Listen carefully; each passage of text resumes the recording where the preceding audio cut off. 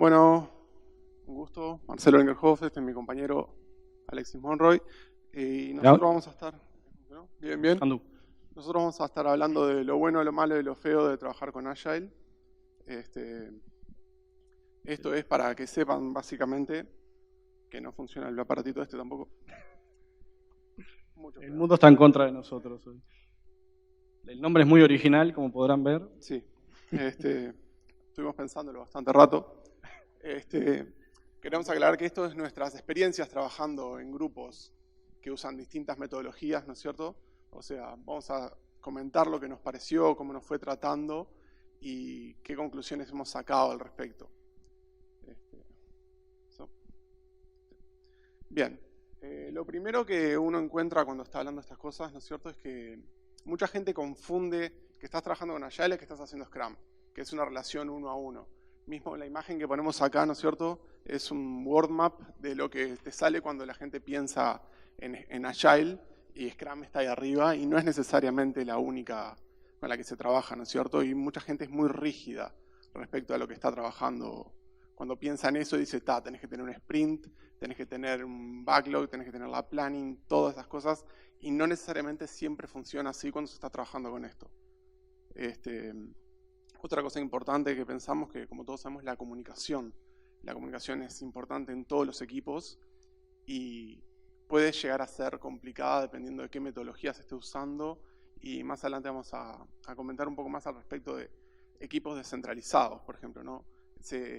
Cuando trabajas con grupos Agile suelen trabajar, siempre tenés a alguien en otra parte del mundo y tenés que corroborar ahí, hablas con esta persona, hablas con esta otra persona y hay canales de comunicación distintos entre ellos. Y eso fue algo que nos pareció importante destacar acá, que hay sobrecomunicación a veces, que se podría simplificar de otra manera. Sí, particularmente, bueno, el tema de la comunicación lo nombraron ayer en la mesa redonda Lisa, Janet y Melissa como algo muy importante y nosotros coincidimos como que es una parte crítica de la aplicación de las metodologías, especialmente en Agile, en cualquier tipo de metodología que utilice Agile, digamos, implemente Agile. Bien, otro de los temas importantes acá dentro de la metodología son los roles. O sea, Agile no te da reglas específicas, son más bien tirando a principios de los que se hacen.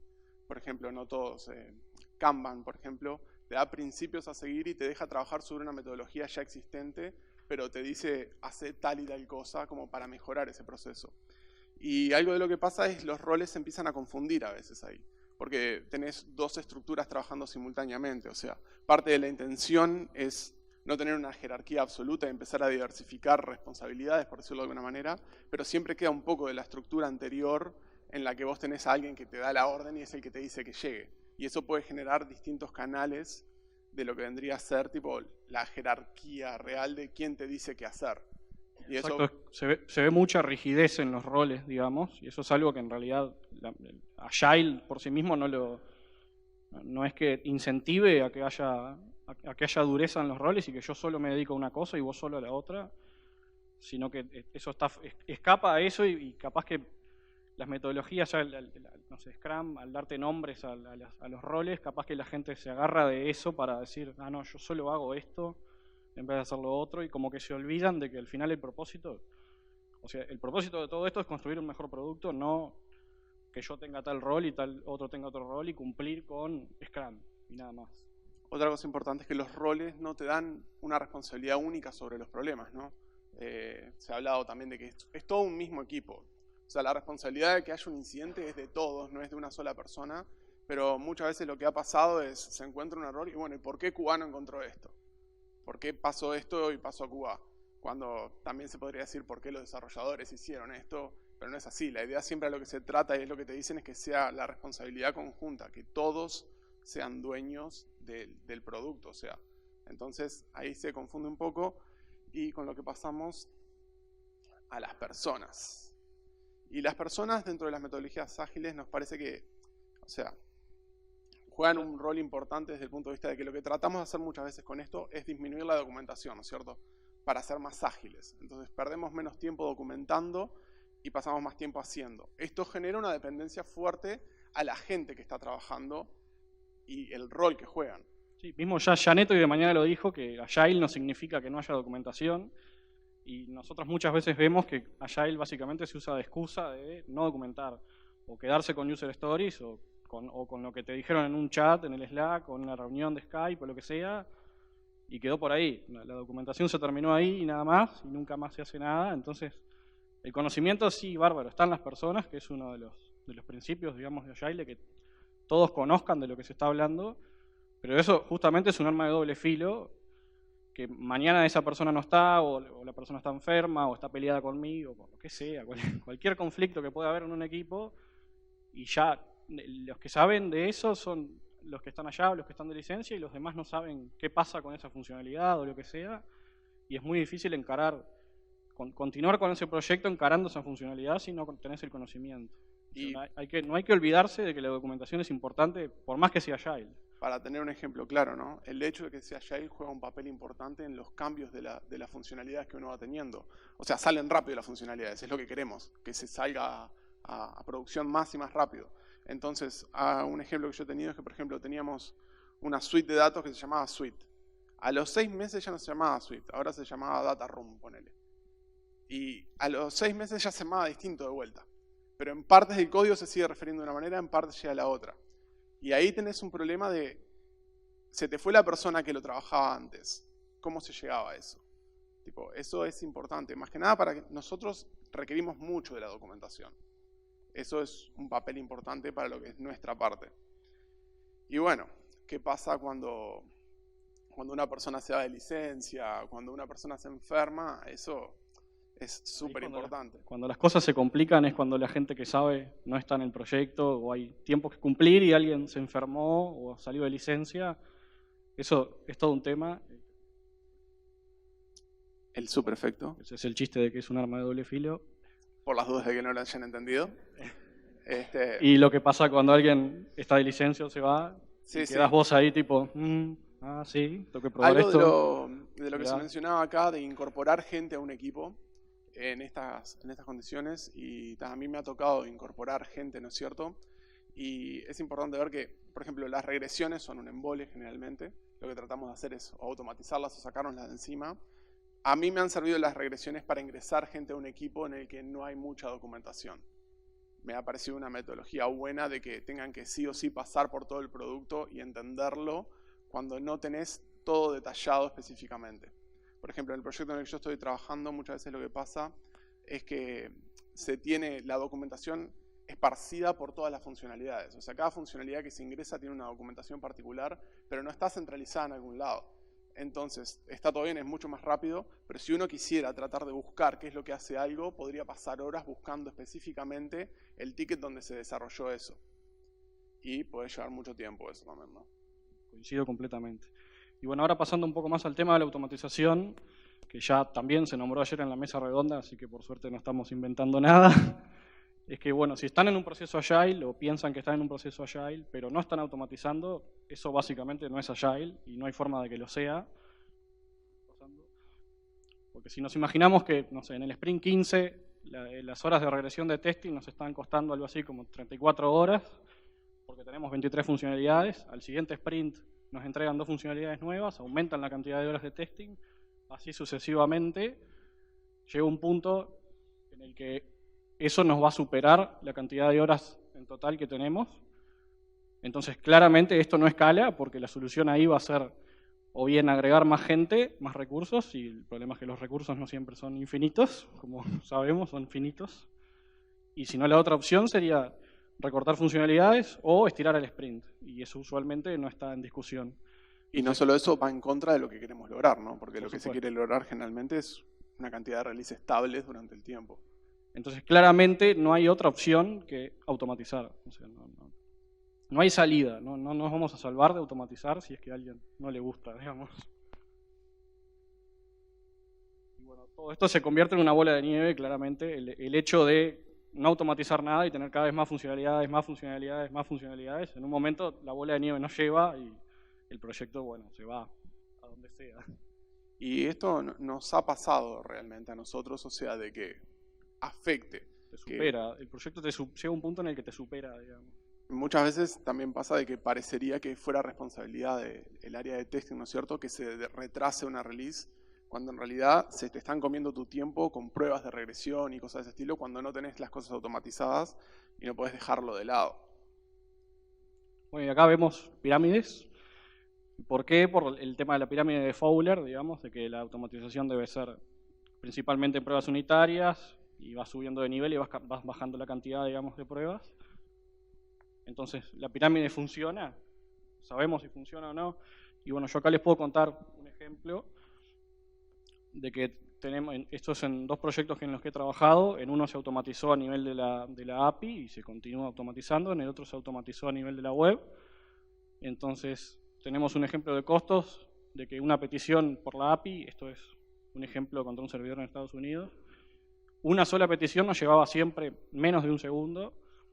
Y si queremos hacer, por ejemplo, no sé, rellenar cualquier formulario tonto, como un formulario de contacto o lo que sea, donde tenemos que hacer un login más ingresar el formulario, o sea, ingresar los datos más el logout, tenemos más o menos 3 peticiones ahí, y eso implica un costo de 3 segundos. O sea, eso es absurdamente rápido, digamos.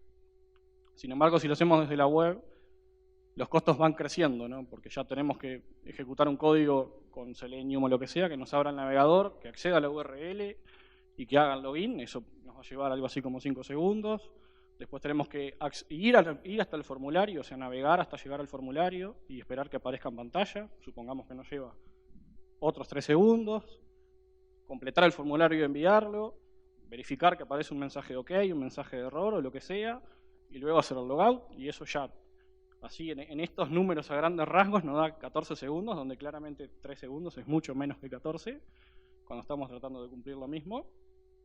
Y no solo eso, o sea, tomando en cuenta, por ejemplo, que ahora se está trabajando mucho con la web y con la Wii, también tenés el tema de que hay veces que tenés que probar en distintas plataformas. O sea, esto es para un solo caso, pero solo el cambio de contexto, de decir, tengo que probar exactamente lo mismo, pero ahora lo tengo que probar en Internet Explorer, porque hay gente que todavía usa Internet Explorer, eso genera un tema de tiempo también, ¿no? Digo, fuera de que ande o no ande, que eso es aparte. Pero el cambio de contexto en sí cansa a la persona, no es solo que el tiempo sigue siendo el mismo. Ya cuando tenés que repetir lo mismo de vuelta, ya no lo estás repitiendo tan bien. Y para mí es más que el doble del tiempo, no es simplemente una relación directa. Mientras que si lo haces programado, es una relación directa de lo que estás haciendo. Y bueno, siguiendo con ese ejemplo que estábamos viendo, esto en el proyecto A tenemos algo así como 3.000 peticiones en Postman, que esto es un software que permite hacer request a un web service, puede ser usualmente REST en realidad, porque es la forma fácil de hacerlo con Postman, que corresponden a más o menos 300 casos de pruebas automatizados y corren, como decía, contra un servidor en el exterior, y esto nos lleva más o menos 2 horas de ejecución, que es un montón de tiempo, pero comparado con hacerlo manualmente no hay chance. O sea, manualmente capaz que esto nos lleva una semana. Sin embargo, en el proyecto B, en el que automatizamos con una herramienta que se llama Tosca, que es un Selenium pero súper mejorado, por decir así, con interfaz gráfica, todo precioso. Esto corriendo con un servidor no solo en Uruguay, sino que local a donde se corre la máquina, digamos, no local en la propia máquina, pero sí en la misma red. Nos lleva 2 días persona, más o menos, ejecutarlo, porque no es tan desatendido como uno querría que fuera. Y al menos nos lleva 16 horas de ejecución. Y estamos hablando de más o menos la misma cantidad de pruebas. O sea, claramente la pirámide tiene sentido y funciona, mismo por el hecho del costo en horas que nos lleva ejecutarlo y el costo en horas que nos lleva generar toda esa suite de pruebas. La generación de datos dentro de esto también. Sí, la generación de datos juega un rol sumamente importante. Por ejemplo, en el proyecto A, esas 3.000 peticiones incluyen generar todos los datos de los casos de prueba. O sea, si yo corro ese set 2 veces, las 2 veces me va a generar nuevos datos de prueba para cada test. O sea, no se van a reutilizar datos que ya existen, y sin embargo en el otro proyecto se están reutilizando datos, y aún así el tiempo es astronómicamente mayor. Sí, y juega un rol importante en cuanto a la inversión que lleva la generación de datos, ¿no? O sea, si lo querés hacer bien realmente, como para no tener que estar recorriendo todo un camino y generar tus datos cada vez que los vas a usar, más que nada cuando estás testeando con Selenium, parte de la UI, tipo, si tuvieras que un sistema de cero y arrancarla a probar y tener que generar todos los datos para hacer pruebas, si querés hacer una prueba de carga, vas a estar mucho tiempo, porque aunque sea más rápido, no es infinitamente más rápido. Entonces está llegando un factor común. Entonces, generar los datos lleva una inversión de tiempo importante. Pero nosotros creemos que es una inversión que vale la pena por el tiempo en gente y la liberación de personal que te genera también, ¿no? Sí, ya según la manera que implementen la generación de datos, nosotros en el proyecto S, en el proyecto A, la generación de datos no se hacía en base de datos, sino que se hacía literalmente usando las peticiones de verdad que se usan para generar los datos finales, digamos, como si lo haría una persona que usa el sistema. De esa manera también, sin querer, te estás asegurando que todas esas cosas funcionen porque las estás usando para generar tus datos. Aunque en esos casos no validás tan al detalle las respuestas que te da el servidor, más que un ok, se generó el dato, porque después si no me va a fallar el caso de prueba, ¿no? Pero eso es un extra que te da el tema de la generación de datos. Igualmente hay que tener mucho cuidado porque esto puede tener un costo exponencial en mantener ese generador de datos, que puede irse a muchísimas horas. Sí, cualquier cambio que se genere, vas a tener que revisar todo lo que estás haciendo. Un cambio es muy profundo, uno tiene que tratar de hacer esto lo más genérico posible y es casi programar de verdad, entonces tenés que tener los ciertos cuidados, encapsular cosas que si mañana te cambia una API, mañana te cambia un web service, te agregan un parámetro, te sacan un parámetro, vos tendrías que ser capaz de arreglar, no sé, 500 requests que usan ese endpoint y tendrías que ser capaz de arreglarlo relativamente rápido. Que con Postman nos pasó que Postman no es tan bueno para ese tema. Otra cosa importante acá de destacar, ¿no es cierto?, es la relación con los desarrolladores. Es muy útil en esta parte, más que nada en la generación de datos. O sea, tener un equipo de desarrolladores. A mí me ha pasado en el último proyecto en el que trabajé que tengo un equipo de desarrolladores que se llevan bien con nosotros, vamos a decirlo así. O sea, tienen una cultura de incluirnos dentro de sus planes. Entonces, cuando ellos desarrollan las cosas, ya lo hacen pensando en la parte del testing también. Entonces eso es importante para la generación de datos, porque te facilita después si vos querés automatizar y ya tenés un equipo de desarrollo que cuando crea algo se está enfocando en que esto se va a tener que testear y se va a tener que generar esto. Eso es un factor importante a tomar en cuenta también en la relación de un equipo ágil. Bien, los tiempos. Los tiempos son la gracia de la cual hacemos Agile, ¿no? O sea, es para... Está en el nombre. Está en el nombre, es que querés ser ágil. Y bueno, realmente puede que te solucione el problema de tiempo de entrada, pero las cosas acarrean y no te soluciona realmente el problema de tiempos después de cierta cantidad de iteraciones. Volvemos a lo del principio. La gente se toma como que lo que hay que cumplir es la metodología y los roles son una cosa definida y yo hago solo lo que dice acá, entonces no hago nada más, etcétera. Entonces se piensan que por solamente hacer Agile, entonces seguro voy a ser rápido y seguro voy a tener entregables todas las semanas. Y no es una relación 1 a 1, porque si hago Agile sí o sí tengo que tener resultados. Claro, una reunión en la que estás parado por 15 minutos no te va a hacer trabajar más rápido. Exacto. Realmente. Vas a trabajar como vas a trabajar. Lo que estás mejorando y estás ganando tiempo son de otras formas, pero no realmente estás ganando tiempo de la nada, haciendo magia para generar el tiempo. Y bueno, después viene el tema de las reuniones. No sé, los que hayan participado en proyectos ágiles se van a dar cuenta de que hay bastantes reuniones. Hay reuniones diarias, hay reuniones mensuales, hay reuniones semanales y hay veces que cuando te querés quedar día que cae justo ese día, es un día de reuniones en el cual no hiciste nada, pero la fecha del release sigue estando. Entonces, ahí ya tenés un problemita, ¿no? De qué va a pasar, cómo vas a hacer que sea más rápido y es trabajando horas extra después. Y sumado a eso, particularmente en los proyectos que nosotros trabajamos, han sido en equipos descentralizados alrededor del mundo, entonces además tenés el problema de distintas zonas horarias. Yo he trabajado con gente de Egipto y gente de California, entonces claro, el de Egipto le reportás un error, pero capaz que está durmiendo, entonces te lo va a devolver mañana de mañana, cuando vos vas a estar durmiendo, te vas a levantar, le vas a probar, si sos lo suficientemente rápido se lo podés devolver cuando él todavía no se acostó y te lo soluciona, pero bueno. O escribirle cuando son las 9 de la noche de él, que me ha pasado también, que la respuesta es, son las 9 acá. Claro. Y está, claro, son cosas que pasan. Y lo mismo pasa cuando, o sea, las puestas en producción en las que tenés que estar también, a veces son a la 1 de la mañana y bueno, está bien, para ellos no es la 1 de la mañana. Pero esto lleva tiempo también en los que hay que ajustarse, ¿no es cierto? Más que nada cuando nosotros somos cerca del último paso antes de la salida, o sea, todo lo que quede para el final va a caer para nosotros y se va a empezar a recortar nuestro tiempo porque es de las últimas cosas que se hacen. Y bueno, claramente como Agile no es magia, los errores van a llegar a producción igual.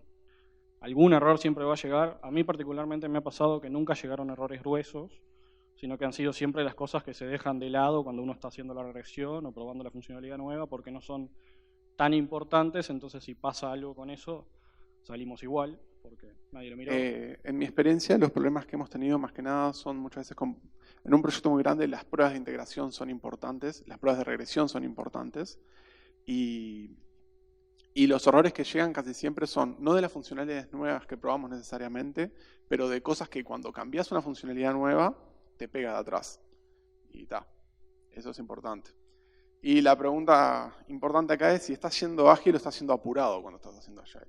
Que esa puede llegar a ser una realidad de que no sí estás haciendo Agile, pero en realidad lo que estás haciendo es apurando a la gente para que terminen más rápido las cosas. Esa es una muy buena frase. Que claro. Marcelo está cobrando derechos de autor. Estoy orgulloso de eso. Me sentí importante y filosófico cuando le dije. Pero bueno, como dijimos, o sea, es magia a veces decir, no, sí, esto es ágil, entonces vamos a salir la semana que viene y no hicimos nada todavía. Y pega fuerte a veces la magia cuando te vuelve. Y bueno, todo lo que dijimos pareciera ser malo hasta ahora. No es todo malo realmente. Capaz que sí que era malo. Pero... Claro. Pero vamos a tratar de enfocarnos un poco en lo bueno ahora. A ver, todo lo que mencionamos previamente, todos los problemas que hayan, si se ejecutan bien, o sea, se obtienen resultados. Quieras o no, igualmente, por lo menos en los equipos en los que nosotros hemos trabajado, igual se obtienen resultados increíblemente. O sea, tenemos en mi proyecto A, digamos, tenemos salidas a producción semanales, que usualmente no se retrasan casi por nada.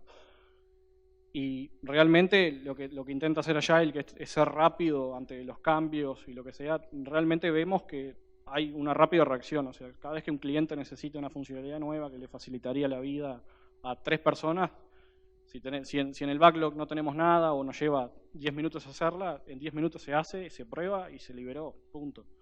Sale a producción, o sea, es realmente ágil en esa parte. Y eso lleva a que, por supuesto, tengas satisfacción de los clientes, que es lo más importante al final de cuentas. Haces un producto para clientes. Y no cambios visibles rápidamente. Eso es otra cosa importante que, podés moverte con el tiempo y adaptarte a las cosas. Yo personalmente lo que he encontrado es que si se hace una buena planificación, o sea, si las cosas están bien planificadas de entrada, que no estás siendo ambicioso, que estás haciendo bien las cosas, se llega bien a lo que se está proponiendo. O sea, si practicás bien los principios que te dan, las cosas funcionan bastante bien, por suerte. Y bueno, a mí particularmente me gusta resolver desafíos, especialmente si son tecnológicos y si se usa tecnología nueva o moderna o lo último. Y bueno, Agile particularmente me ha dado que usualmente estás en lo último o los equipos tienden a utilizar tecnologías nuevas. Por ejemplo, en ese mismo proyecto A, cuando comenzó se utilizaba .NET Core, que no sé si lo conocen, es la versión open source de .NET Framework. Y cuando el proyecto comenzó, la versión era casi beta, no había NUnit, no había nada oficial, digamos. En el día de hoy hay todo, por suerte prosperó. Y bueno, estamos en lo último de tecnología en ese proyecto, digamos, en ese sentido. Y está bueno. Tenés que resolver problemas interesantes por usar justamente esas tecnologías. Se presta bastante para aplicar nuevas tecnologías, dado que puedes implementar los cambios rápidos. Tiene una buena adaptabilidad para eso. De mi parte, me parece que los ambientes que usan estas metodologías suelen ser descontracturados, menos burocráticos, son alegres, por decirlo de alguna manera, y da gusto trabajar con esa gente. O sea, los grupos de trabajo, por más de que puedan haber pequeños problemas, el no tener una estructura tan rígida te suelta un poco para poder meter un chiste aunque las cosas vayan mal, charlar con la gente y encontré un error, no es el fin del mundo, vamos para arriba y se mejora un poco así la relación, y eso también fomenta que el equipo se mueva mejor, ¿no? Que trabajen más rápido porque no tenés tantos problemas. Sí, nuestro PM mandaba memes en las reuniones por Skype. Claro, tenés chats en los que no es solo trabajo, sino que también hay una noticia de una tecnología que afecta y se refleja, te lo pasan. Claro, termina siendo más ameno. Claro, y se nota la diferencia cuando estás en una estructura rígida en la que cada uno está en su lugarcito y no hay mucha comunicación entre ellos y es todo por gerencias de arriba que se están mandando mensajes. La verdad que algo que fomenta esto es que todo el mundo esté en los mismos canales de comunicación y eso es importante también. Se nota la diferencia y motiva bastante. Y bueno, creo que ya, antes que nos echen, creo que cumplimos con el nombre de la charla, lo bueno. Lo bueno, lo malo y lo feo. Y bueno, esta ha sido nuestra experiencia y esperemos que les sirva de algo o saquen alguna idea. Gracias. gracias.